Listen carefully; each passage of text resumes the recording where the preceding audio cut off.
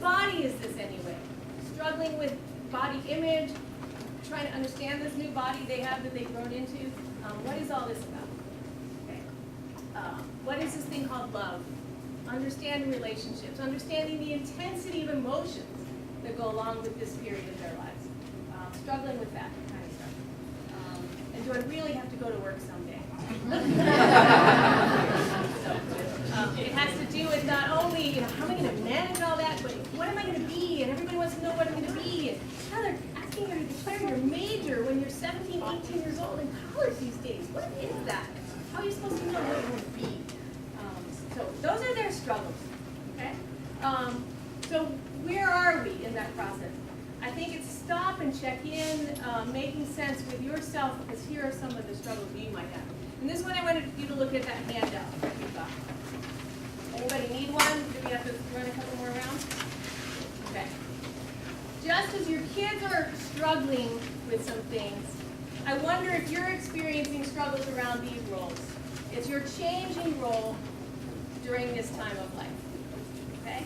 And I think if you think about yourself, where are you on those arrows, on those continuum? I don't know how to say that. On the continuum for each one, where are you?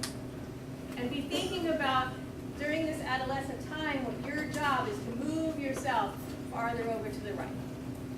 Okay? Get all those?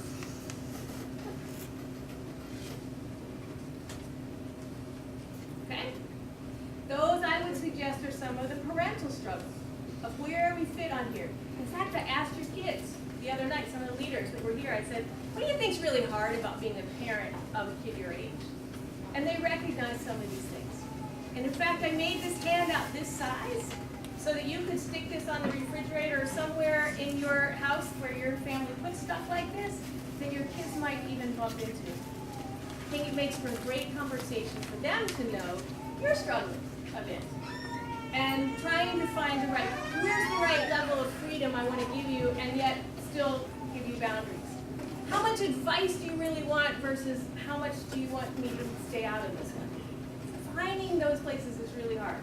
And we talked about that the other day. So talk about it. Say, I'm not sure how much you want from me on this. And let them know. Okay? All right, let me stop here for a second and check in with you. See if any of this is making sense. Because I'm going to soon go into some tips for how to navigate all this stuff. So what do you need? Why are you here? Besides maybe, I don't know if you made them come. Or your spouse made you come, I don't know.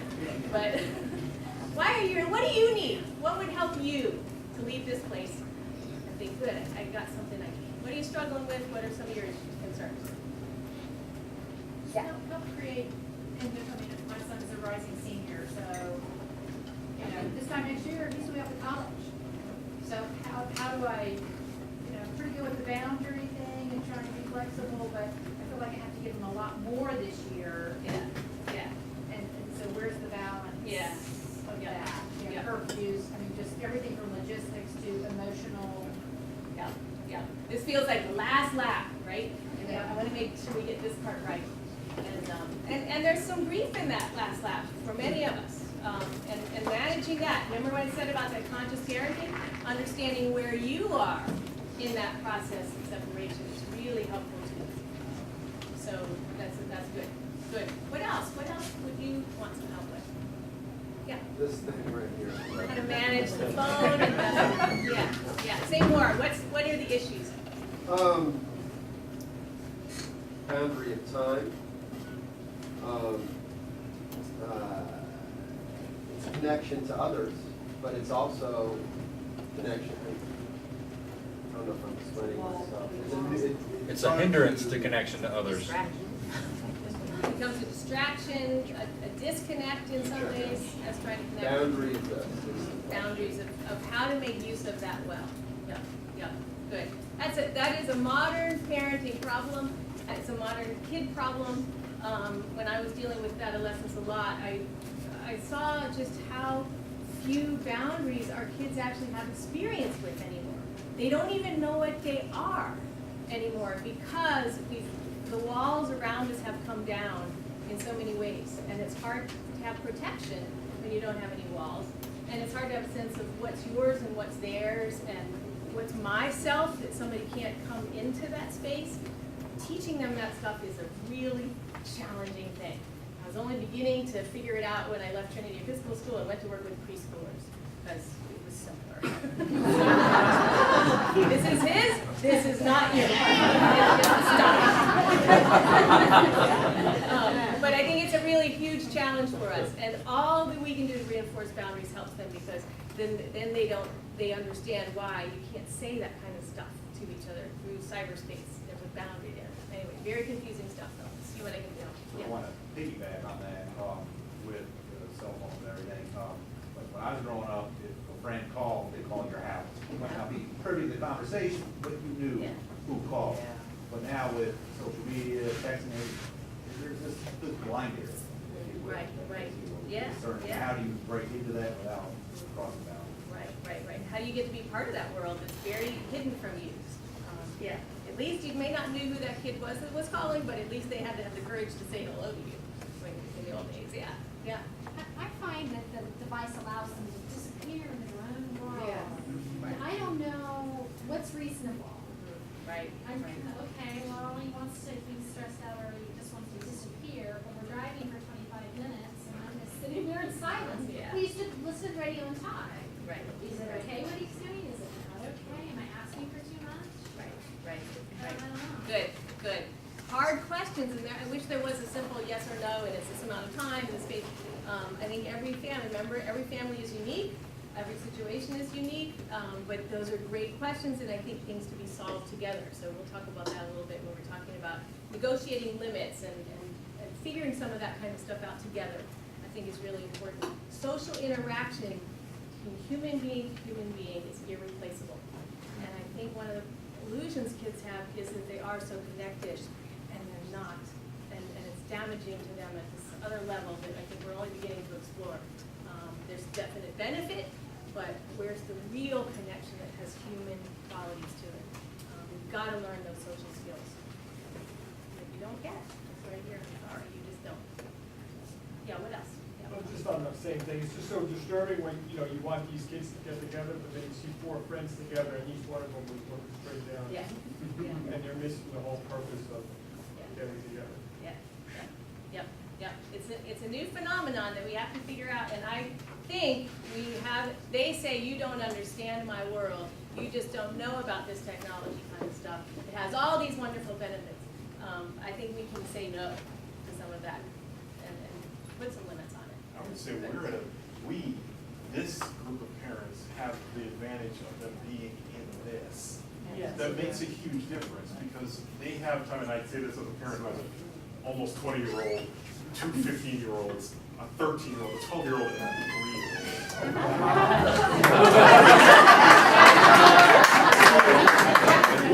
By them being here, when they're out there doing that thing, when they're in small group, when they're doing that stuff, they don't have their phones. They're not doing the stuff on their phones. So we're giving them, by letting them do this, we're giving them that opportunity to interact with other kids, and kids their age, older and younger, and not this way. Because trust me, I know Grace and Jordan that just gave Naomi a phone. This is it. Sometimes it's all they're doing, whether it's in their social thing or they're watching, Hulu or whatever. Good. But this helps. And I think, because I think what's happening is all that stuff. Why does Facebook have a zillion people in it? Why does LinkedIn, all these social media things are gathering tons of people, and many of our organizations are not growing at those rates. It's gotta be a hunger for connection, right? So if that hunger for connection is fed with that stuff and doesn't have any other outlet, to me it's sort of like when I get hungry sometimes, I eat junk food, and I walk away, I'm not really that satisfied, maybe I have to have a little bit more. No, I just keep eating junk because I don't have real connection. Things like PFO give real connection, and I think what we start to see is kids who have real connection don't have quite the hunger for the other connection. So I get it that they have a hunger. If they can't take their eyes off of it, it's a hunger. Let's get it fed in a nutritious way. That will be more effective. So good for you that you're putting the energy into having your kids here. Yeah. I I think one interesting perspective is we try to help our children through the stage. My husband and I, we have very similar values, that's why we got married, but we were still raised very different ways. So how to mesh those two different, ways that we were both raised and what might have been okay when he was growing up or in my family, how to bring that together and be unified in directing our children is a bit of a challenge and something to try to focus on. Maybe you'll touch on something like that. Good, that's helpful. And you've really just said it. It really is about getting unified. It's about, okay, we might have to take a little time out here because we seem to disagree. And we got to get on the same page. So, gosh, not only do you have to have this relationship with your kid, you have to have a relationship with your spouse. And you have to talk with them and understand where are we going with this and what issues are coming up for me that this child is triggering in me. Your spouse can be a great help for that. So you might step back and say, why am I being so adamant in this conversation? And your spouse can go, yeah, you're being adamant in this conversation. Let's step back and try to figure out what that's about. And often it is values that are being stepped on, needs that are being messed up, and the other parent might not be experiencing that. So talk to each other about some of that stuff. Yeah, what else? I just think kind of the flip side to that is like the bad cop, good cop kind of thing, where you know that they're gonna take pieces of those information and they're gonna come somewhere in the middle. So like, let's take video games, for example, which I just completely despise. I just can't. Right. Okay, but my husband, he grew up with video games. Seems like it's okay. The boys all kind of play together, and but in order for it to be like a happy medium, then they just know, like, I'm gonna come in the room and it's just gonna be like, okay, we gotta tamp down, we gotta put it down, or okay, dad's home so we can play a little bit. So, like, if you don't come to a place where you're both on the same page, if you have the two extremes, then you still have someplace in the middle where the understanding. Yep. I think that's true. And it is about the beauty of knowing. I think it's cool for kids to have two different kinds of adults in their life. This one's gonna play this with me, and this one's not. How lucky they are to have one they will. Especially if you've agreed on what the boundaries are around that stuff. And that's really great. And that both can allow the others to do that. Even if you feel a little left out, you can say, okay, that's my need. I'm gonna go get that need met somewhere else because I don't wanna mess that relationship up that they have. So that's good. Yeah. What I want to say, and I think I speak for all parents in here, is that we want our children to grow healthy, but we don't want them to grow as fast as the information they're processing today. That's the problem. And PFO gives them an open door, open window to their creativity side, and give a perspective of giving back to the community as service. We want to get back to the simple things. And stop acting like robots because of what society brings upon us. That's basic. Good. Yeah, and some of that is that healthy desire to protect kids from what's unhealthy for them. Yep. How do we do that without overprotecting? Some of the challenges. Again, good to have groups like this where they can explore that and not be rushed into things, not be going down a cultural path that isn't healthy for them.